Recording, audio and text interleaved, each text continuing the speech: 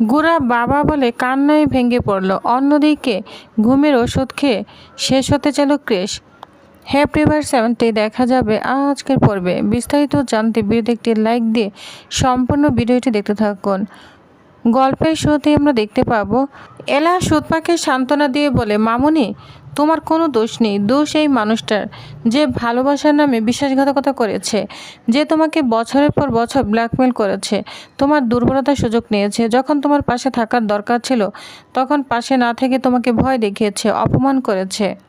এরপর এলা সবার সামনে সাংবাদিকদের উদ্দেশ্যে বলে, হ্যাঁ আমরা কোর্টে যাব, সমস্ত প্রমাণ আমরা আদালতে জমা দিব।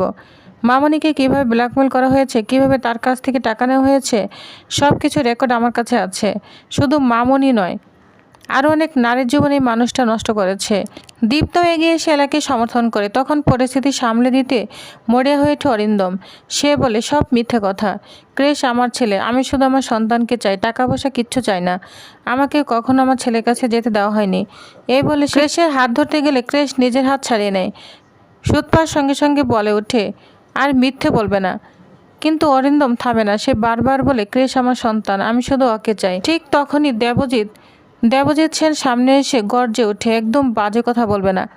ক্রেশ আমার সন্তান, ও আমার ছেলে, কেউ ওকে আমার কাছ থেকে নিতে পারবে না। এ কথা বলে হঠাৎ অসুস্থ হয়ে পড়ে দেবজিৎ সেন। সবাই ছুটে আসে তাকে সামলাতে। ঠিক সেই মুহূর্তে বহুদিনের অভিমান ভেঙে গুড়া মুখ থেকে বেড়ে আসে এক শব্দ, বাবা।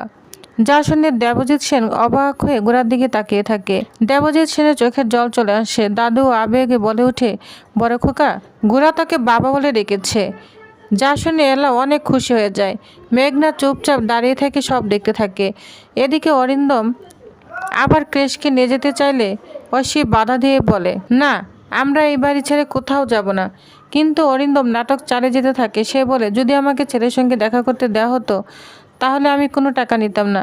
এই কথা শুনে ক্রেশ আর সহ্য করতে পারে না। সে স্পষ্ট জানিয়ে দেয়, আপনি আমার বাবা নন, আমি দেবজিৎ সেনের ছেলে, আমি ক্রেশ সেন, এটাই আমার বাড়ি। কিন্তু ঠাম্মি তখন বিষাক্ত গলায় বলে বসেন, না মানলেই তো সত্যি বদলে যাবে না, তুমি তোমার মায়ের পাপের ফল। এই কথা শুনে সবাই স্তব্ধ হয়ে যায়। দাদু রেগে ফেটে পড়ে বলেন, ললিতা তুমি কি বলছো এসব?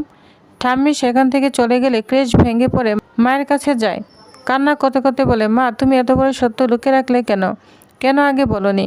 সুতপা কান্নায় ভেঙে পড়ে বলে, বাবা আমি তোকে হারাতে চাইনি, তোকে অসম্মান করতে চাইনি, কষ্ট দিতে চাইনি, তাই কিচ্ছু বলতে পারিনি। কিন্তু বিশ্বাস কর, তোকে আমি সবচেয়ে বেশি ভালোবাসি। ক্রেশ বলে, আমি এসব মানতে পারছি না, আমি আর সহ্য করতেই পারছি না। এই বলে সে নিজের ঘরে চলে যায়। বিক্রম সবাইকে বোঝায় ও এখন ভীষণ আঘাত পেয়েছে, ওকে একটু সময় দিন। অন্যদিকে ঐশী নিজের স্বার্থে কান্না করতে থাকে। সে ভাবে, আমি তো এতদিন ভেবেছিলাম এই বাড়ির উত্তরাধিকারী আমি, এখন দেখি আমি কেউ না। এরপর গোড়ার সামনে এসে অরিন্দমকে থামিয়ে দেয়। সে বলে, আপনি একদম ক্রেশের কাছে যাবেন না।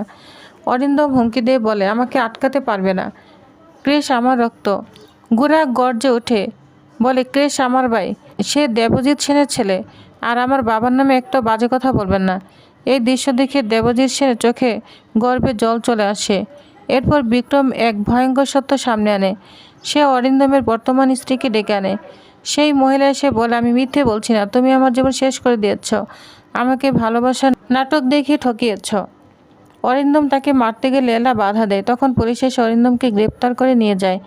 এলা সাংবাদিকদের সামনে হাত জোর করে বলে, আমি শুধু চাই আর কোনো মেয়ে যেন এমন প্রতারকের ফাঁদে না পড়ে, কেউ ব্ল্যাকমেলের শিকার না হয়।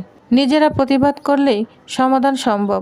সাংবাদিকরা কথা দেয় সেনবাড়ির সম্মান তারা নষ্ট করবে না, কিন্তু অরিন্দমের মুখোশ এবার সবার সামনে খুলে দিবে। সব কিছু শান্ত হওয়ার পর ক্রেশের জীবনে শান্তি ফিরে নেই।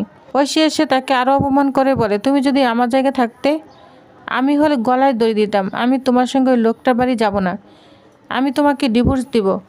এক কথায় ক্রেশ সম্পূর্ণই ভেঙে পড়ে। অন্যদিকে গুড়া নিজের বাবার কাছে গিয়ে কান্নায় ভেঙে পড়ে, বলছে, বাবা আমি ভুল করেছি, এতদিন তোমাকে ভুল বুঝেছি, আমাকে ক্ষমা করে দাও। দেবজিৎ সেন তাকে বুকে টেনে নেয়। মেঘনাও কান্না করতে থাকে। এলা তখন বলে, মিস্টার সেন আমি বলেছিলাম না ভালোবাসার মানে বুঝিয়ে দিয়ে যাব, আজ আমি আপনার পরিবারকে আবার এক করে দিলাম। দাদু আশীর্বাদ করে বলে, এলামা তুই আমাদের ঘর আবার হাসিতে ভরিয়ে দিলে। কিন্তু তখনই এলার মনে পড়ে ক্রেশের কথা। সে ভাবে, ক্রেশ ঠিক আছে তো? অন্যদিকে ক্রেশ নিজের ঘরে একা বসে কান্না করতে থাকে। সে বলতে থাকে, না এসব আমি মানতে পারছি না, আমি বাঁচতে চাই না। নিজেকে শেষ করে দিব। এই বলে সে ঘুমের ওষুধের পুরো বোতল হাতে নিয়ে খেয়ে ফেলে। একে একে সব ওষুধ খেয়ে ফেলে। মাটিতে বিছানায় লুটিয়ে পড়ে ক্রেশ। ঠিক সময় এলার গুড়া ক্রেশের ঘরের সামনে চলে আসে। দরজার ফাঁকা দিয়ে ক্রেশকে দেখে নিস্তেজ হয়ে বিছানায় পড়ে আছে, যা দেখে দুজনে চমকে ওঠে। এখন প্রশ্ন হলো, এলার গুড়া কি সময় মতো ক্রেশকে বাঁচাতে পারবে, নাকি সব শেষ হয়ে যাবে? পরবর্তী পর্বে আসছে আরও বড় চমক। তো পরবর্তী আপডেট দেখতে অবশ্যই আমার সাথেই থাকুন। ধন্যবাদ।